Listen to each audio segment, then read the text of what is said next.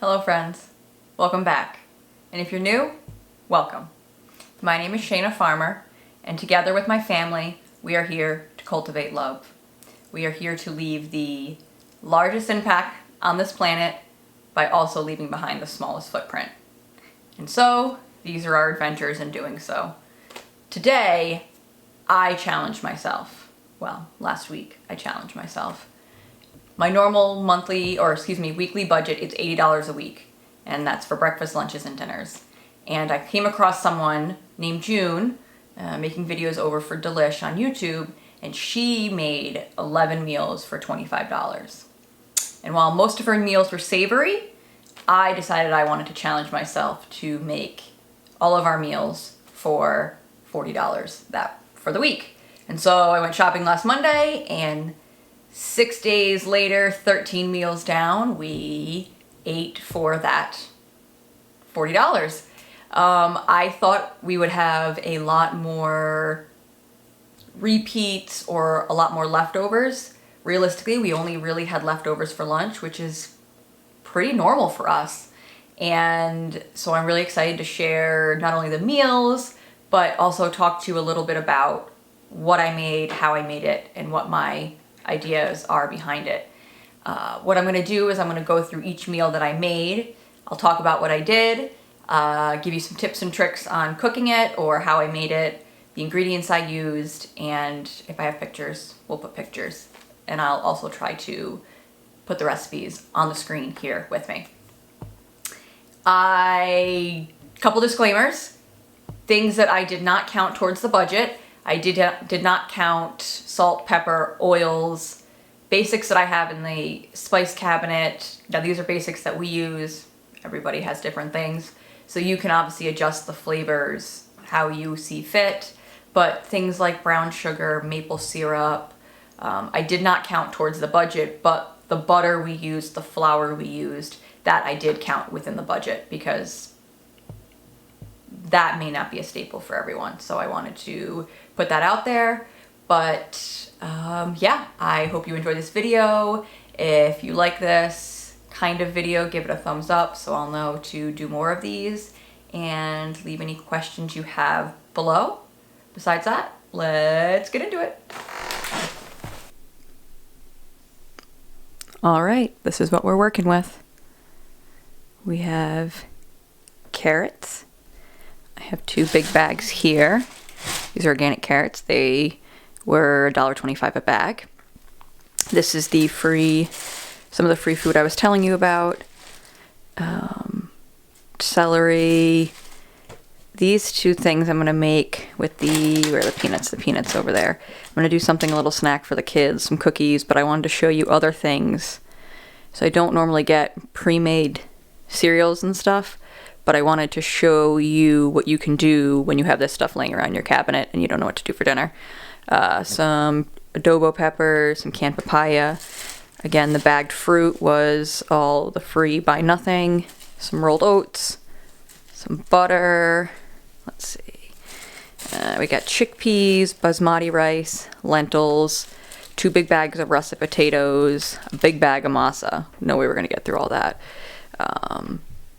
Onions, radishes, sweet potatoes, and lemons. Oh, and then we got mushrooms. So I thought in all fairness I'd show you what the fridge is looking like, because there are things like the maple syrup, like we have pickled hots and pickled zucchini that I will use in meals because I grew it and I'm making these videos and I can make the rules. This is a bunch of bone broth and chicken broth that I have. I do use that when I make rice, and I will still do that this week. But as for ingredients, those are the radishes we got. I store my celery. I cut the heart out and then I stick them in a jar. They last much longer that way. Take the plastic off of all your vegetables. So I took the plastic off the mushrooms, took the plastic off the carrots. I still have some golden beets left over from last week, so I'm still probably going to use that. And, you know, my fridge is not perfectly clean, as you can tell. And then I had made some overnight oats with that canned papaya I had gotten, the oat milk that I had made, and some oats. So we'll see how those go. And this is the door of the fridge. So like I said, there's the wine that I do cook with, and then we have condiments, which I will be using this week because this is stuff that is always in my fridge. You know, it's miso, it's hickory smoke, it's soy sauce, it's vegan fish sauce, it's things that we have all the time, tahini, mustards, and so we'll continue to use them this week. Then there was a lot of potatoes, and so I made a sweet potato hash. It's basically russet potatoes, onions, sweet potatoes, salt and pepper, a little bit of oil, roasted in the oven, 425 until it looks like this. I keep this in the fridge because of our eggs. Everybody likes to make omelets, and if I keep something like this in the fridge, something quick for them to put into an omelet. A lot of my food prep during the week has to do with breakfasts and lunches. We do a lot of leftovers for lunch, but specifically breakfasts. So I made some oat milk. To stay on budget, I didn't go and buy it for the extra $2. I used the oats that we had gotten, and I made some oat milk.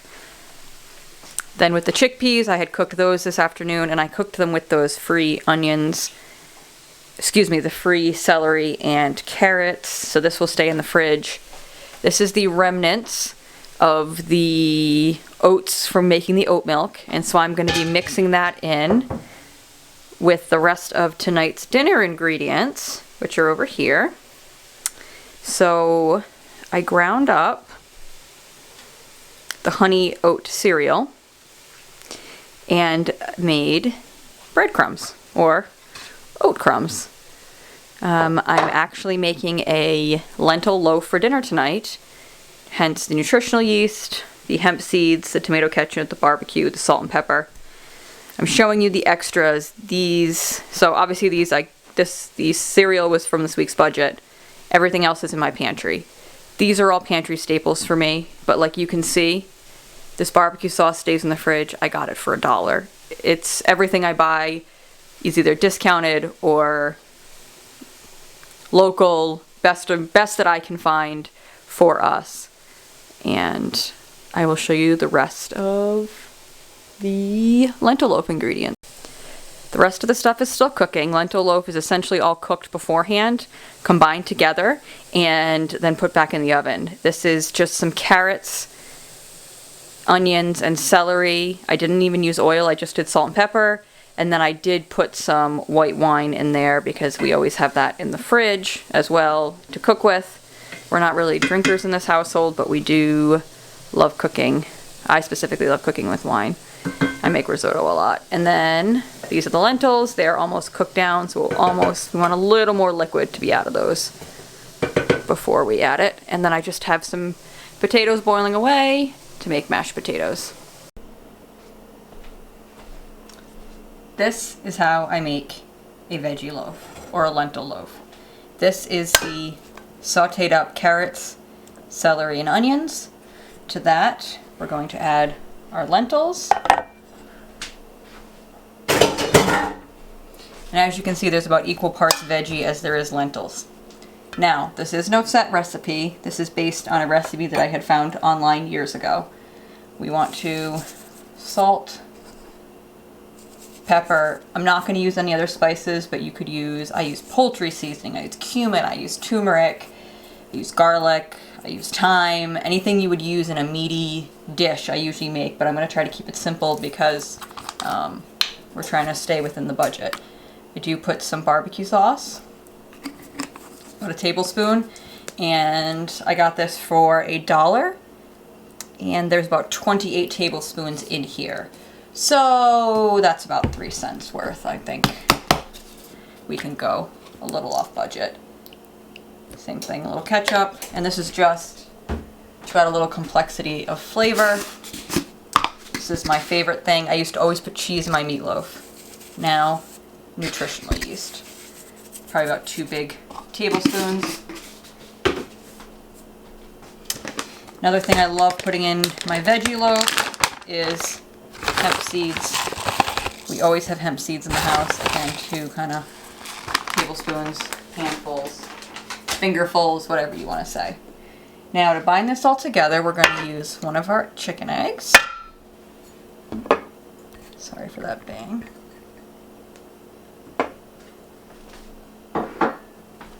We're going to use some of those honey oat breadcrumbs that we had made, or that I had made. Doesn't look just like breadcrumbs. How many times have we had stale cereal in the house and we didn't do anything with it? Breadcrumbs. Breadcrumbs. And then I'm also going to use a little bit of this. This is some of the leftover oats from the oat milk earlier. And I just thought this would be a great binding agent, as also something to add a little texture to this.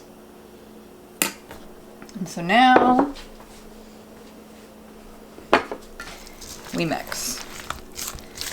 And as I mix, we're mixing in all the ingredients, but I'm also checking consistencies, so we don't want this too wet. I can already tell you it's a little too wet. And so to fix it, we add more breadcrumbs.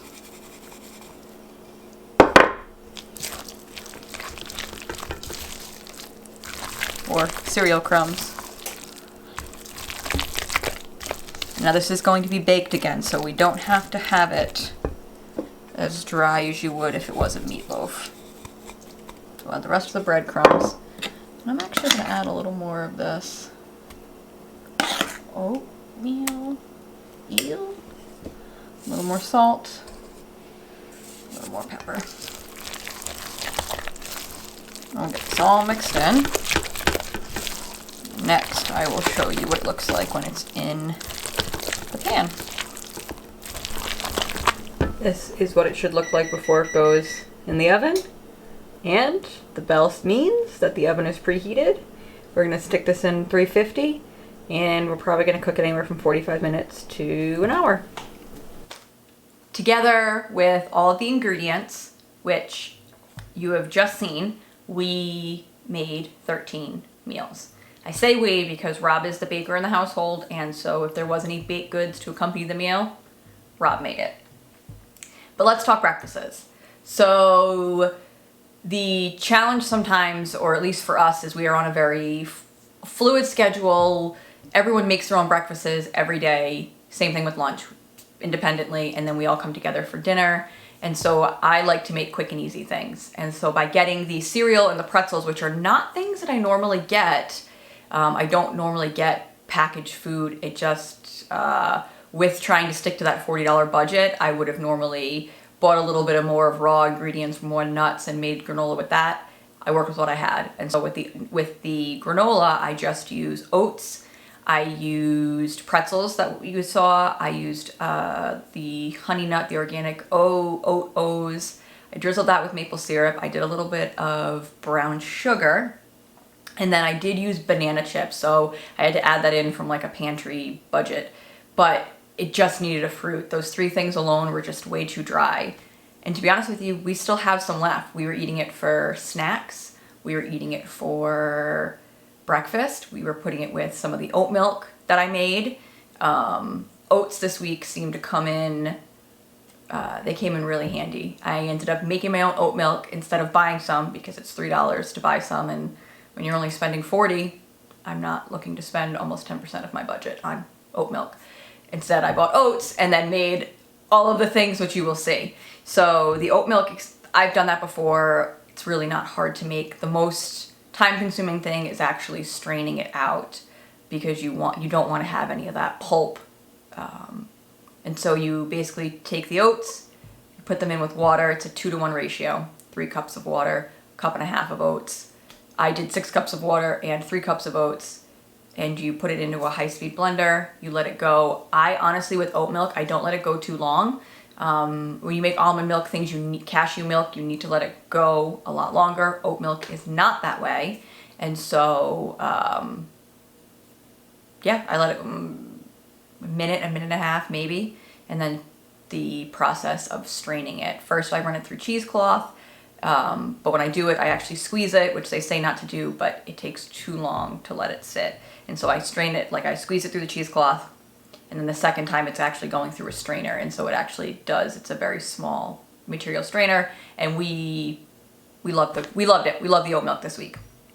Another sweet thing we did is I had gotten some free vegetables and fruits from a local Buy Nothing group. They were all individually wrapped. I think they were probably from like a school lunch or like a snack program, or maybe, I don't know, corporate lunch or something. But someone had taken them home, didn't want to eat them, but didn't want them to go to waste. And so we cooked up the pears and the apples with the oats into an apple crisp, and that we actually, because I didn't make it too sweet, we ended up eating it for breakfast as well, which was pretty great. And then I also made sweet potato hash, which was some of the potatoes we got, sweet potatoes, onions,